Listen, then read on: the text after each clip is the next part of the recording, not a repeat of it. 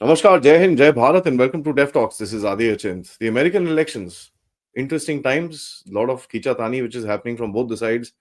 And of course, finally, Donald Trump has come out as a winner, as per what we see today. There is a lot of conspiracy which is actually playing at the background. There are a lot of, string pulling which is happening at the background. Let's try and understand this whole thing from an American perspective, from someone who's sitting inside America and probably has a little better view of what's happening inside there than all of us.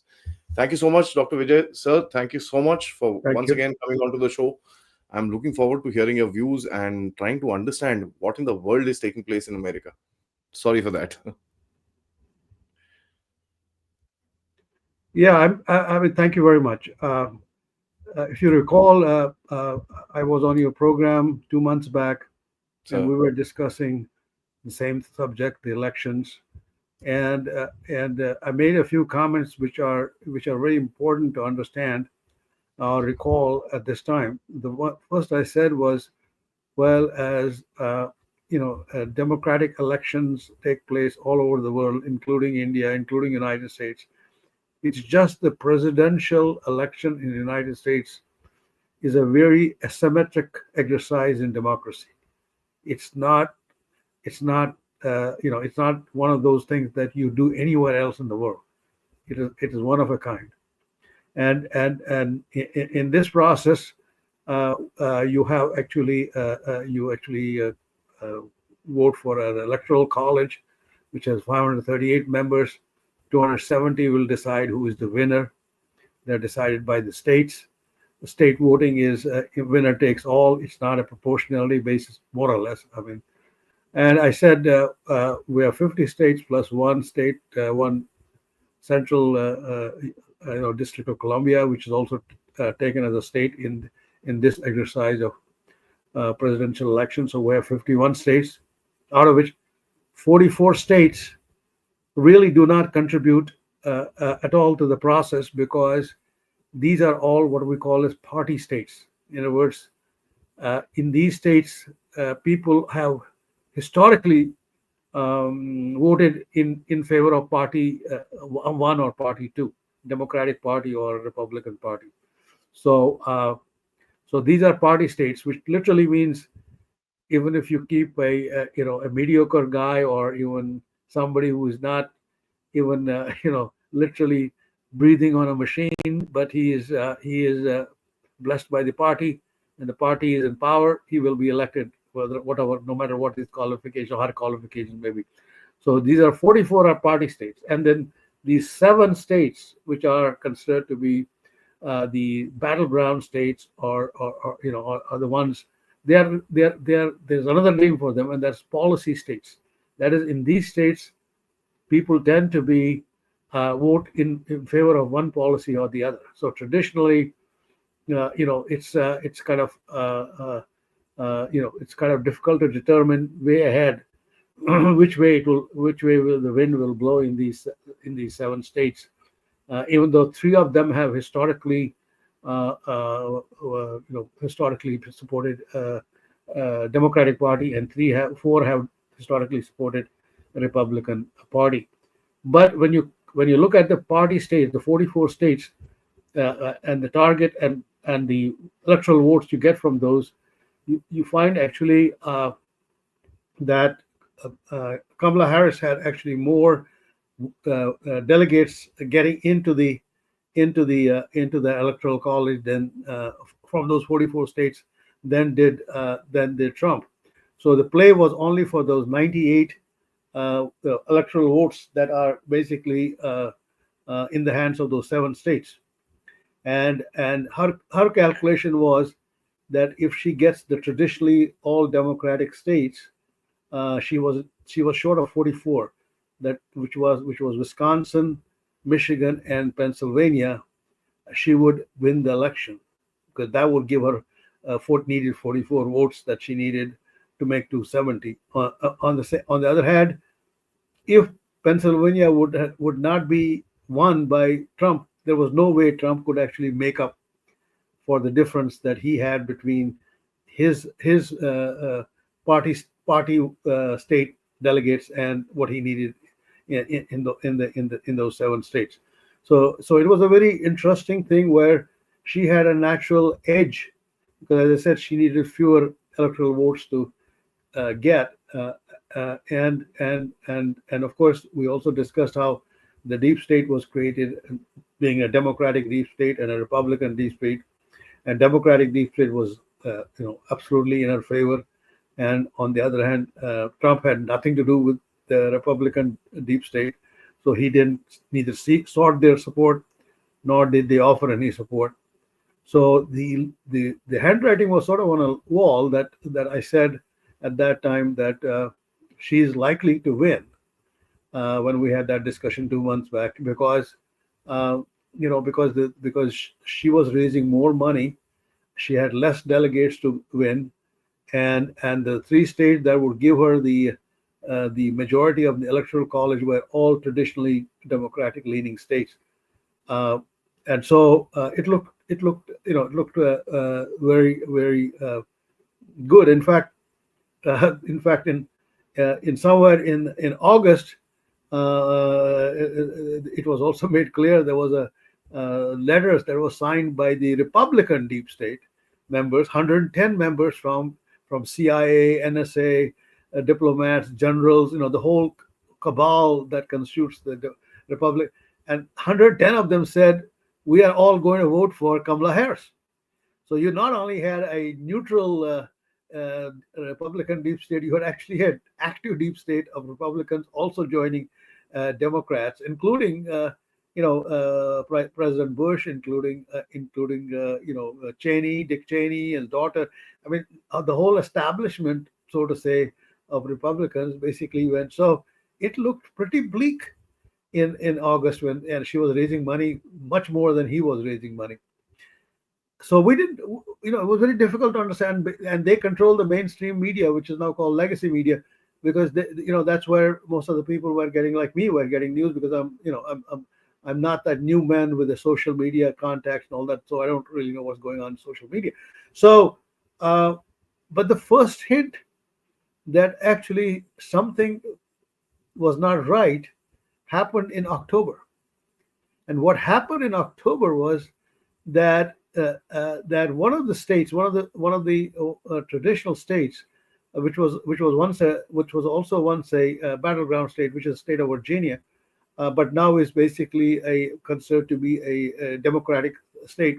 But it has, at this time presently, even though it's mostly democratic, but it has a Republican governor. So what he did is he passed an executive order saying that he wants to see uh, uh, ID, people having an ID for those who go for a vote. So as a result of it, one county where they found out there were people voting which didn't not only were not citizens, they were illegal aliens. And when they were asked, "Are you illegal alien?" and they said yes, but the Democrats insisted that they should not be removed from the rolls. And so when they did that, that was the first indication to me, why are they fighting for these illegal, forget green card holders, you can doubt whether green card holders should be voting or not, but they are not allowed to vote, but these are illegal. And why are Democrats so hardly trying very hard to get these illegal immigrants to be also voters? That was actually, to me, the first indication that all was not right there, that something was brewing up that is forcing them to actually go to the court. So they went to the court, and surprisingly, the judge actually sided with them, saying that there was a precedence, that we had this all along. And it turns out that all the Democratic leaning states, very few of them actually have any kind of an ID. Most of them don't require any ID. They don't ask you for any ID when you go to vote. And Virginia, even after it passed the order by the governor, he didn't ask for a photo ID like a license or Aadhaar card or a passport. He just said, show me a utility bill, and that's your ID. So So that was the first indication. And of course, later we now know for the record that she won from all those states that basically have no IDs. And you can argue, there were three or four of states, including Virginia, have some kind of ID, but not a photo ID. And only two states in which she won, which are these two small states, New Hampshire and Rhode Island, I believe, where they require a full ID, where she won. Otherwise, the only states that she won from were the ones that didn't require ID. And I would argue today that that's part of the why those states they pull in favor of the Democratic Party and Democratic machine, because they don't really look for the IDs. And so that was so when I got that indication, I said, let me look at the betting market. And lo and behold, I could see in the betting market the thing had flipped.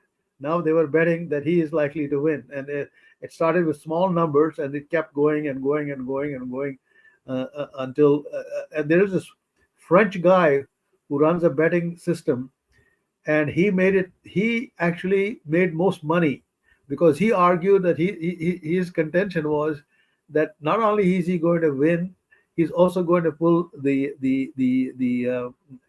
popular vote. In other words, he will get more votes than when you add up all the tally of all the votes, because that doesn't necessarily correspond with the electoral college. But they said he's not only going to win the electoral college, he's also going to go with the popular votes, and he's also going to win all the seven battleground states. And that was and he said he had a model which he predicted. But most of the people in the betting market, they said, hey, he's got to be crazy, so they bet money. Actually, he made hundreds of millions of dollars on the basis that he said all the three things. If for example, if he doesn't make something, I'll return your money, whatever return he was giving on the betting percentages. So we actually ended up, he ended up actually making a lot of money. But the fact of the matter is that he more or less stood on his own. I mean, he didn't have any corporate, big supporters who were writing his checks, so he didn't owe an obligation to any of them. And as a result, the fact is, Democrats are in really disarray. They have really no idea. They probably thought if he wins the election, he will not win the popular vote, which is what happened last time. But my own feeling today is that, as much as I said, if you remember in the 2 months back, that I thought the 2016 election, when Trump won, that he became an accidental president. But in reality, now I feel today is that actually it is Biden who became the accidental president, because quite honestly, if the gimmicks and games had not been played, Trump may very well have won. So he has a point that that there was the 2020 election was not fair, and part of the reason was that there was COVID, and Democratic states sort of instituted their own rules, which were not legalized by the system, because they were not passed through their respective state assemblies. But when results came out and Republicans objected, the judges said, "Hey, now you are coming after the fact. You should have come to us before." So they didn't realize, because they were surprised. They did not realize how sneaky this business had become. This time they had 10,000 lawyers spread all over the place, so they were prepared, and they caught a lot of things. They caught things like where some of the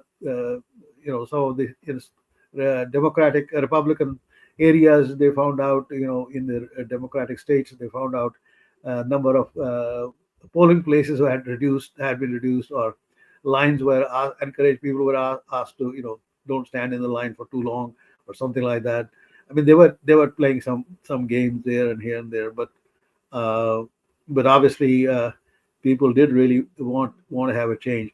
One of the most interesting things that I thought was in Pennsylvania, which, as I said, the Harris campaign believed that was very important for them to get. they they had their own pollster do it, their polling to see what is the number one issue, and their number one issue was according to that pollster was democracy, saving democracy. And so they went gung ho with this thing about he's a fascist, he's a dictator, he's a threat to the world, he's a threat to the world peace, to the American peace, because they thought that was which confounded a lot of people, because everybody knew economy was the number one issue. Immigration, open borders was the second closest issue. The safety, public safety was the number third issue. I mean, these were the issues that were bothering local people, and they are talking about saving the democracy. I mean, it was to me reminiscent of, quite honestly, of the election in India, where again, the opposition party went in a plane where they are discussing those things rather than what would be considered to be the bread and butter issues that people face on a day in day out basis. So they lost Pennsylvania. They also made a lot of mistakes, like they should have picked up the vice president from the governor of Pennsylvania, who was very popular, but they chose, for whatever reason, she chose uh, basically a socialist from Minnesota. So it was a comedy of errors. The other statistic that has come out yesterday was, when they are analyzing data, that she did not outperform Biden in any constituency. In other words, Biden's performance in 2020 was speeded in every constituency around wherever the Republicans, I mean Democrats, voted. And of course, in some cases, she even lost those.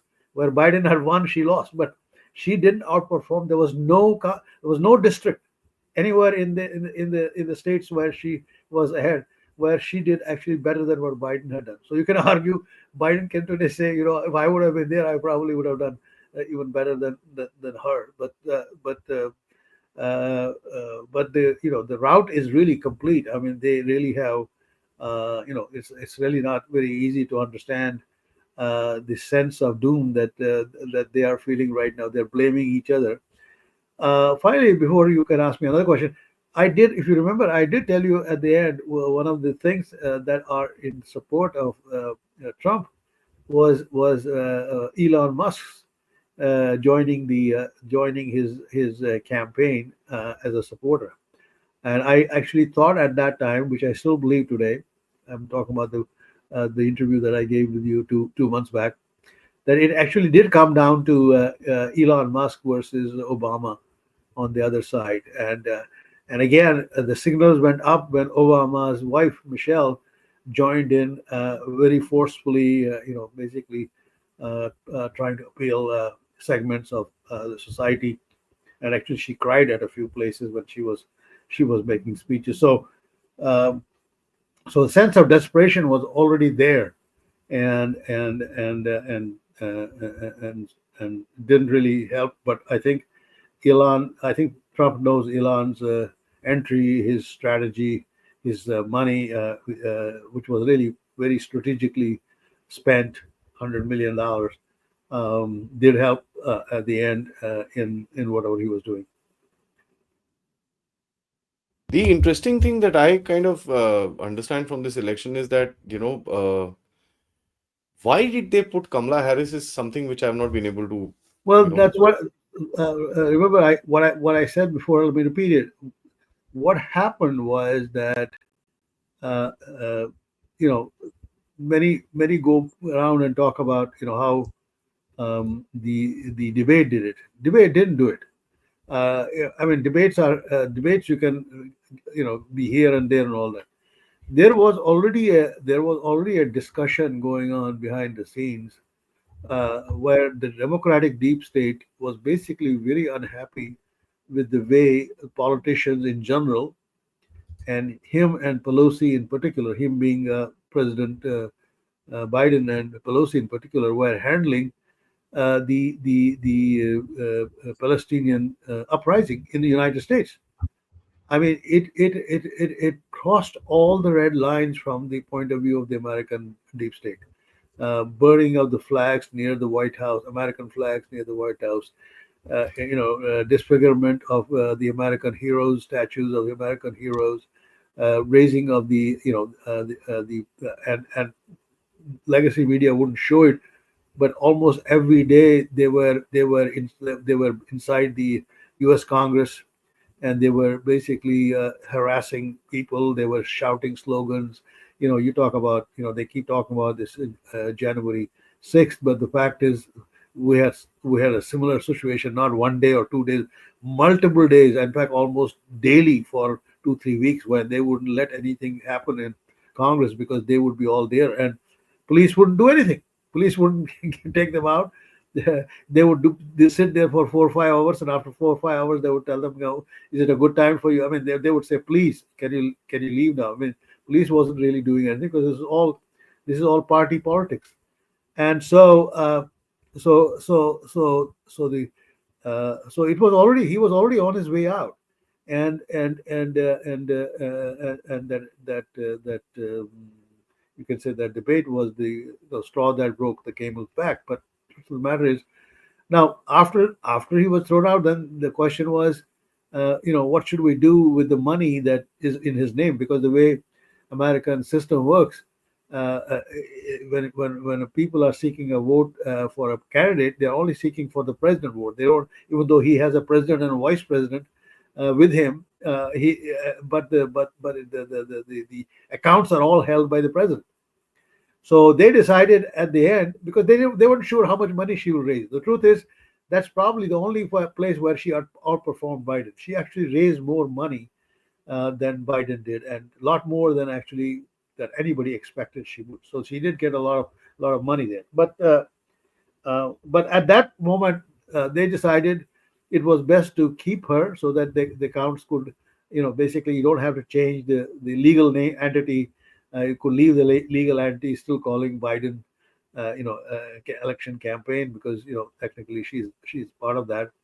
But that also showed you that that Democrats, or the American system, at the end became almost like, what happens in China or something like that, where they decide, tomorrow to pick up A, B, or C as their. I mean, there was no American public participation in her selection as a presidential candidate. It's a very unusual process. No, it has never happened before, and the only time she had that opportunity was in the 2016 election. I mean, 2020 elections. When 2020 elections, she did come as a candidate, but she didn't win a single delegate. When she was in the primaries, she didn't win a single delegate for the primaries. So as a result, she threw in the towel and said, I'm leaving the stage for the rest of you to follow. But then the good luck dawned on her, and she was plucked by Biden to be his running mate, and that was really what we call the DEI decision. That was really based on the fact she checked all the marks. She's black. She's woman. She is liberal, highly very progressive. So she checked all the marks. So that's why that she became a vice president, and then eventually a presidential candidate. But the truth is, she was not selected by Democratic people. The people belong to the Democratic Party, and party selected her, and that's a very unusual request. But that has been part of her legacy. In other words, she was brought to Washington D.C. by the by the Democratic machine of California. She whatever positions she actually earned there, whether as an attorney general, the senator, they all were because the Democratic Party machine selected her to do those jobs. Now, how and why they selected her is a story in itself, but her connections were strong enough to deliver her to Washington D.C. as a senator. But remember, whatever Democratic Party wants in California gets, because there's nothing of a sizable opposition to the Democratic Party in California, as is true in the state of Oregon, and to a large degree in the state of Washington. All the three Western states are more or less run by the Democratic Party machines from those three states. So she was picked up, but quite honestly, at the end, I don't think she could gain that trust from the public. There was something that public, first she hid for a long time, and she thought she will minimize, because she thought she will do the same thing that Biden did. Biden hid for a long time, and but that didn't work. Then when she came out, then she couldn't really handle important questions. So she would only take softball questions, things like that. And even Democratic commentators would say, she's her replies are like word salad, words saying a lot of words without really having any kind of a sense or making any sense out of them. I think people at the end saw through that, and so she didn't. It's very interesting. Somewhere in about around the same time that I'm talking about, which is October, mid-October, there was also a gentleman who is an Indian American named Saudesh Chatterjee. Saudesh Chatterjee actually he's a Padma Shri, and he actually worked very hard with me in the U.S. India nuclear cooperation agreement time, because he has a big sort of community interaction, and he's also a bundler for the Democratic Party. He basically collects a lot of money from the group. And he came out with a very interesting statement. This was also in mid-October, that that he has not been able to relate to Kamala Harris, because he couldn't find any time from the day she started her public life in California she has ever said anything which is pro-Hindu, or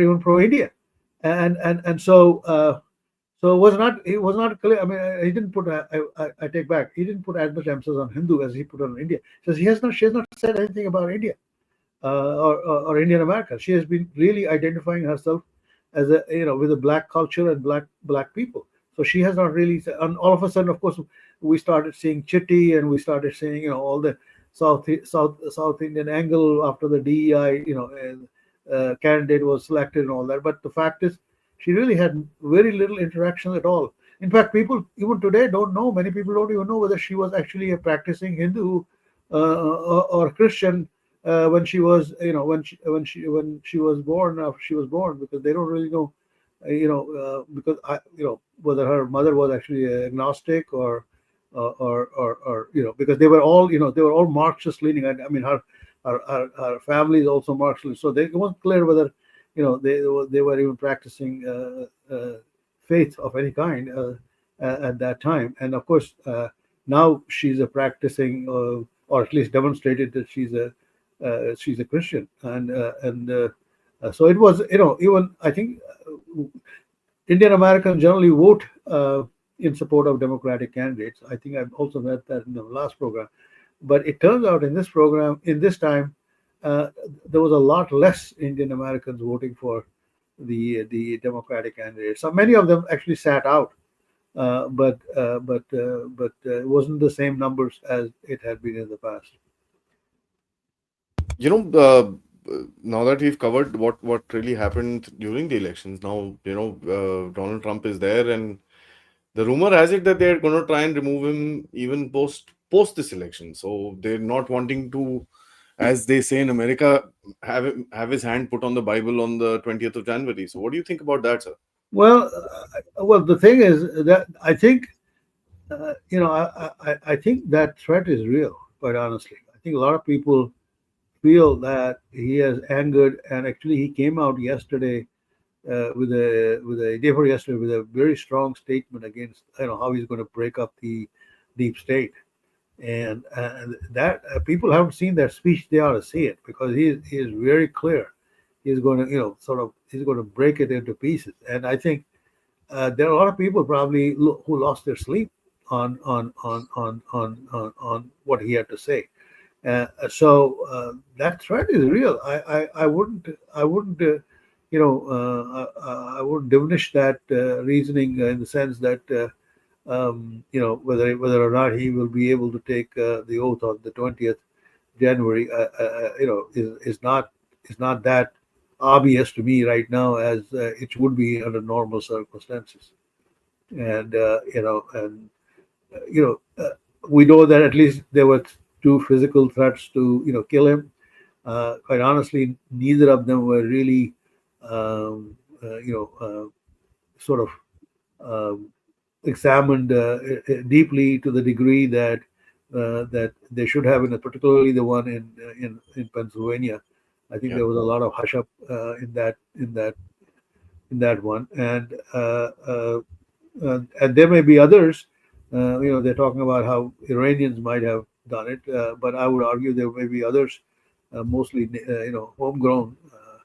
Who knows? Or there can be also somebody from outside. But threat to his physical life is still very very high, and we'll have to hope and pray. Certainly, he got.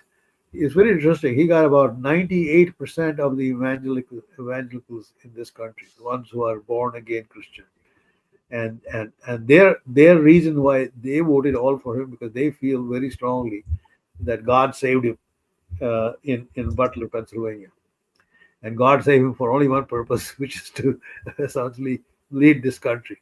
So. So by the same token, there can be people on the other side who think differently.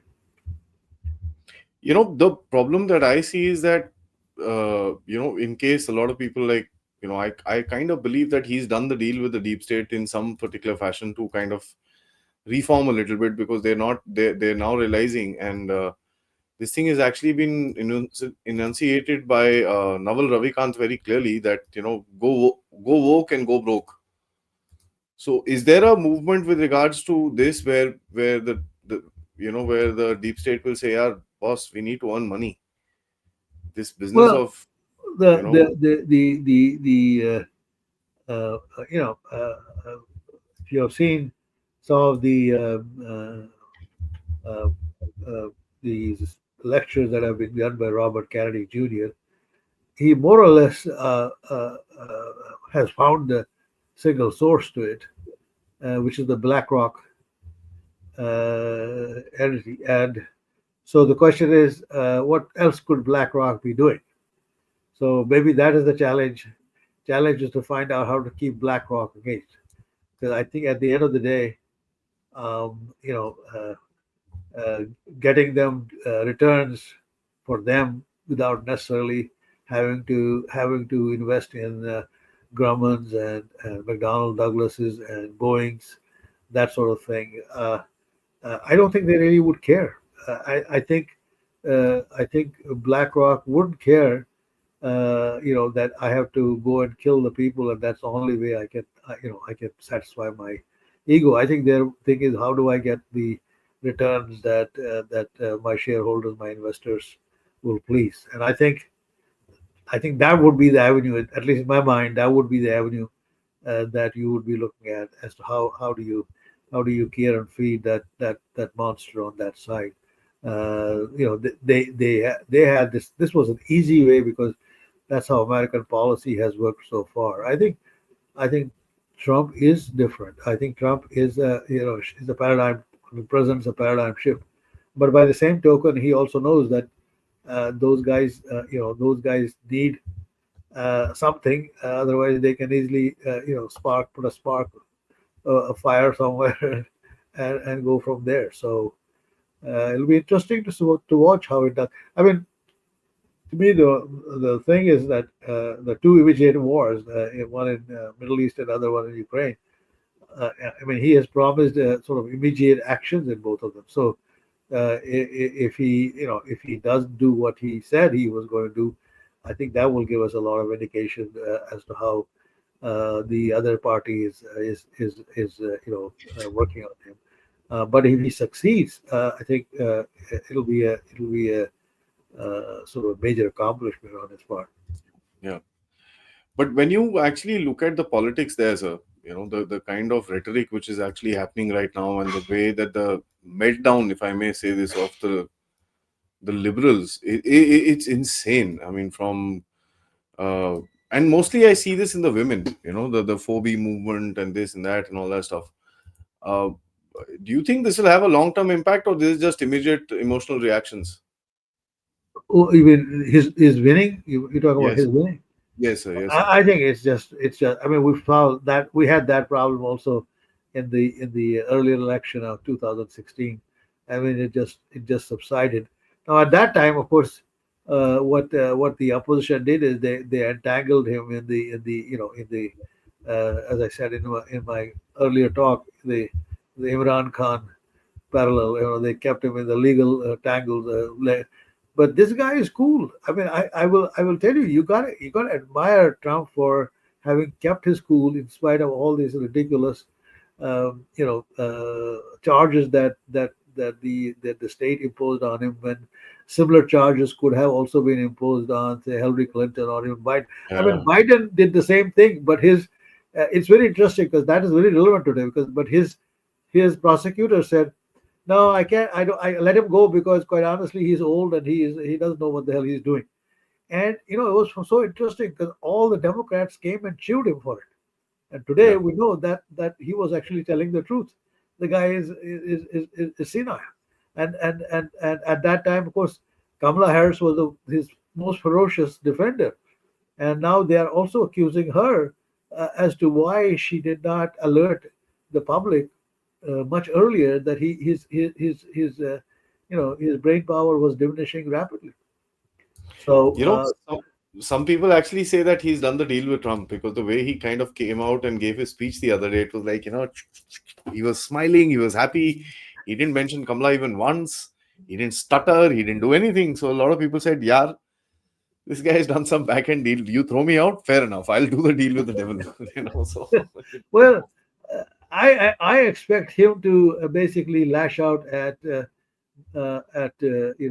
President Obama and Nancy Pelosi at some stage. Maybe he will not do it while he's still the president, but he is mad as hell about with them because they Hmm. they literally were the front people use as the front to get him out. And then, of course, now Nancy's already blaming him because saying that we kept pushing him for a month, and he wouldn't leave, and that cost us not having a second primary, which would have probably given us a better candidate.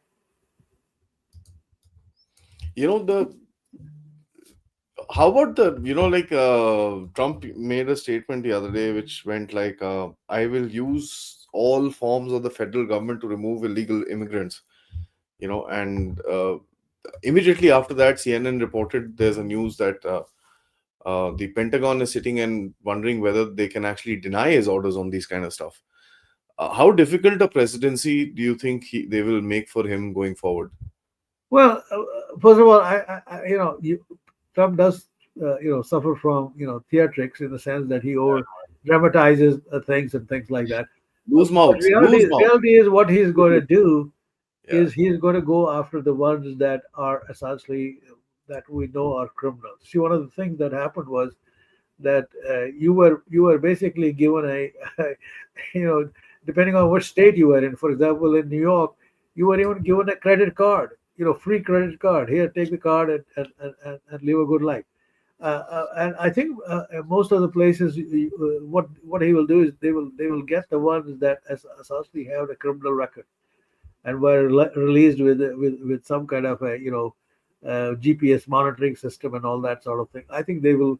I think they will. Most of them probably have removed because they never actually checked where those guys have gone or what they are. There's no record of those people now. But I think that he will target those people. I think he will target the people. He will probably create a few jails in a few states, and he will target those people, keep them, basically collect them, that have some investigation to make sure that these guys are actually, uh, you know, are who they think they are, and then they will be deported. I think in terms of general masses, he will not. Well, one of the things that the Democratic states were doing was they were basically giving lawful citizenship to a if an illegal alien comes in here and marries a U.S. citizen, they were giving that illegal alien a citizenship right, which is really contrary to the U.S. Constitution, which says you can only give it to Yeah. legal migrants, not illegal migrants. So that definitely he will take back. I mean, he will not. He will nullify most of those citizenship papers. In other words, he will not nullify the marriage. Marriage is marriage, but those guys will have to be. Those guys' U.S. citizenship rights will be taken away. They are legals then, and they will be illegal still. And if they have committed any crime, then he's going to grab them and incarcerate them. Apart from that, there's another very interesting game which is actually coming to play, is that who will he select and stuff like that. And Who? this is the final segment of our talk.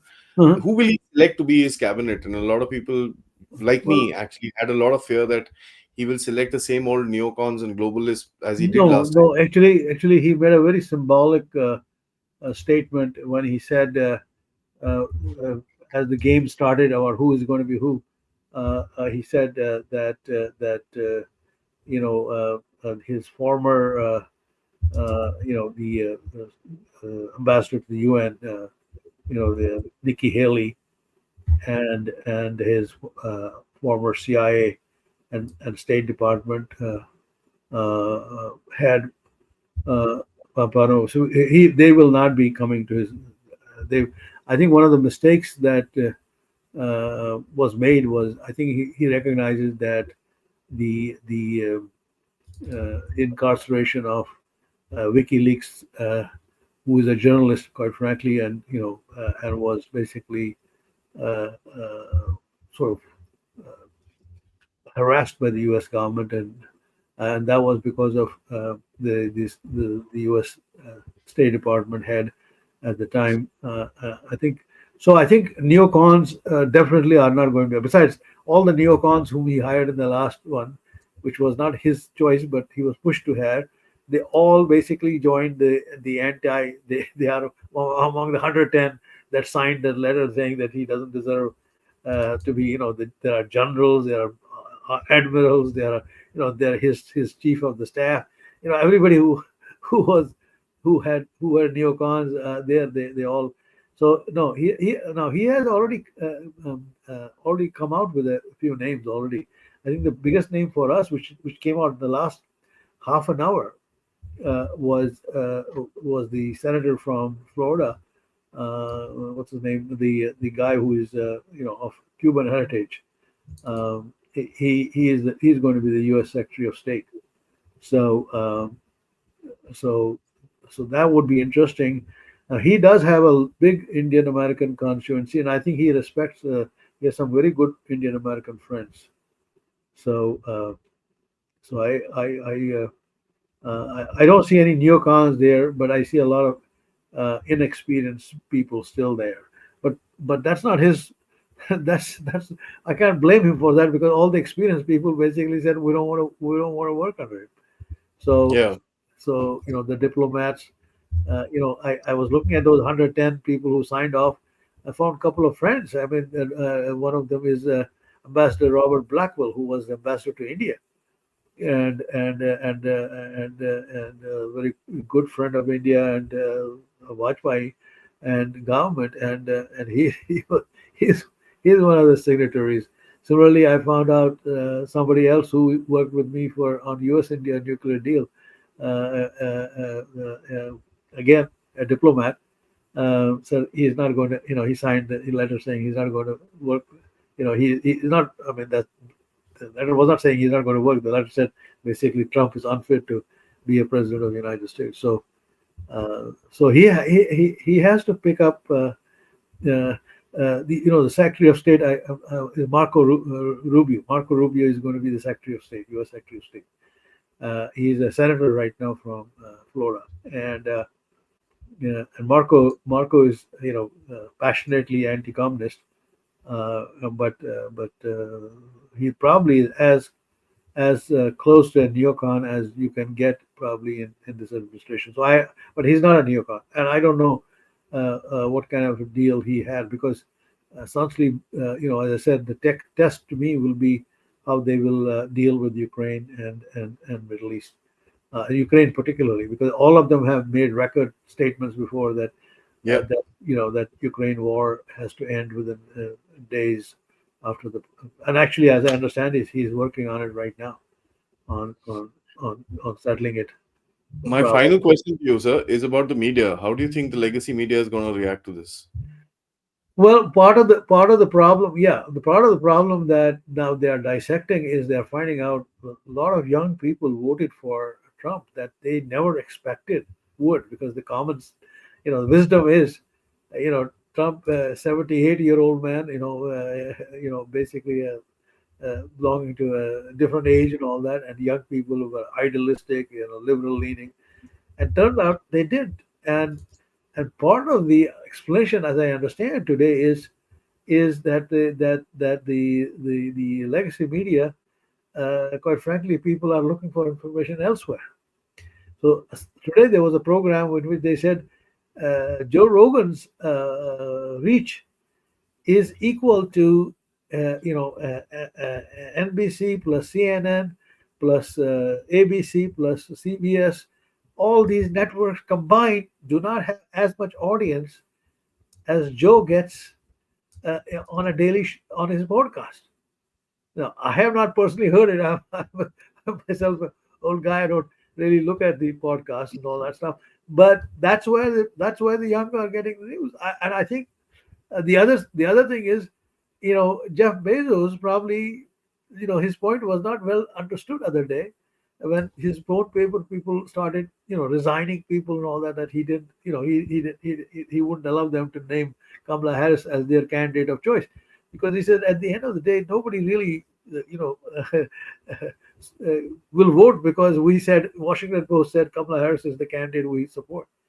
But it was interesting again. The people who resigned either because they're not supposed to talk their own personal affiliations, but they were all married to all important Democratic personalities.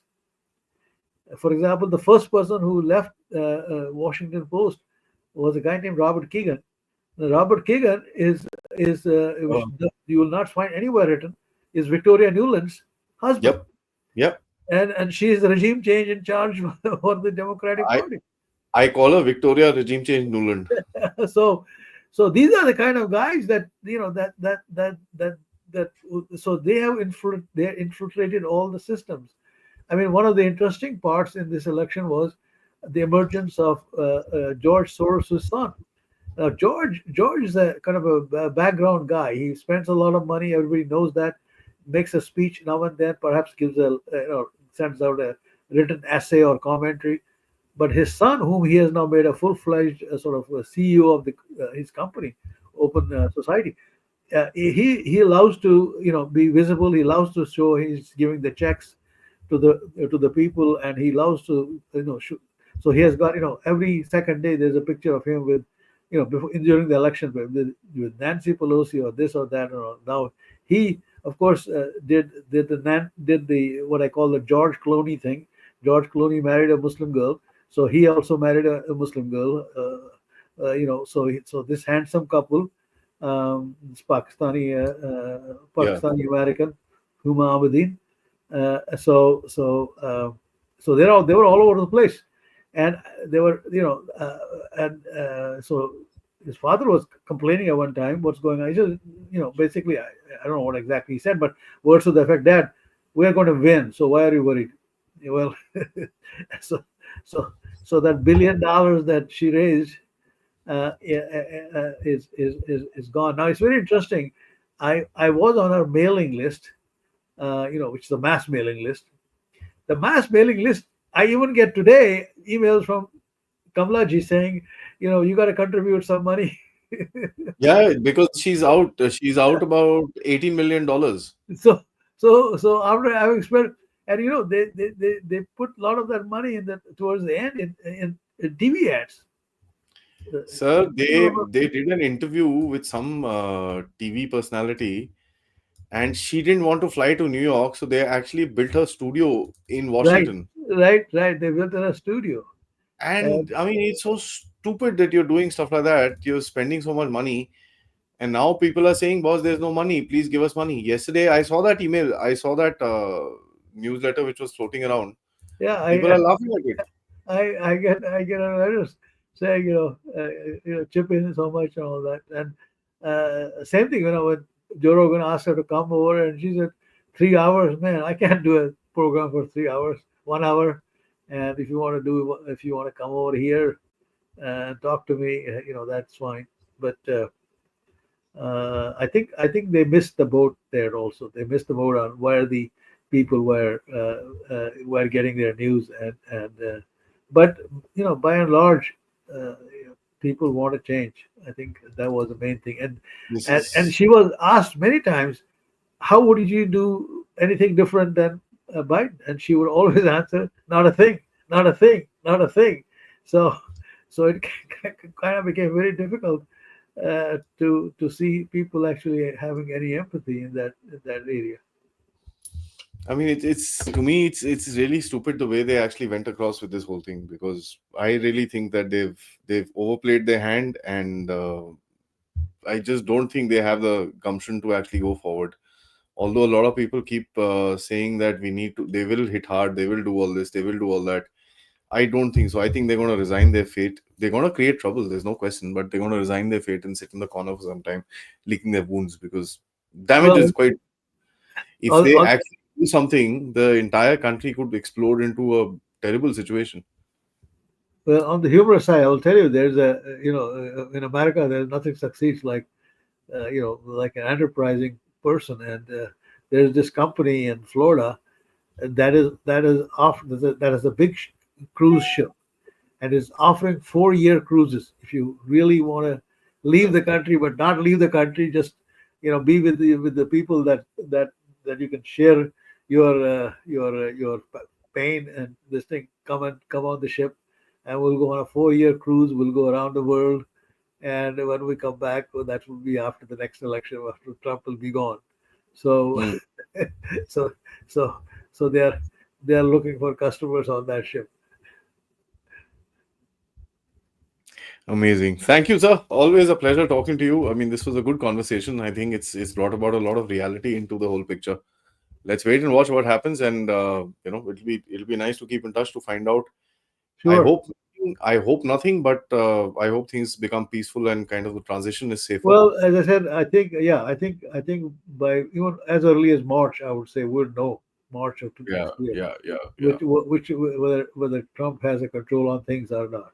I think yeah. that's what that by that time we'll know. Honestly, I'm more worried about the 69 days left. So Yeah, yeah. Well, that I think one has to be one doesn't really know what's going on right now. yeah, yeah, yeah. Well, It's quite people are, quite funny, sir. yeah. Anyways, thank you so much, sir. Always Thank lovely you. talking to you. Same Namaskar here, Anjali. and Namaskar. stay safe. Bye bye. Bye bye.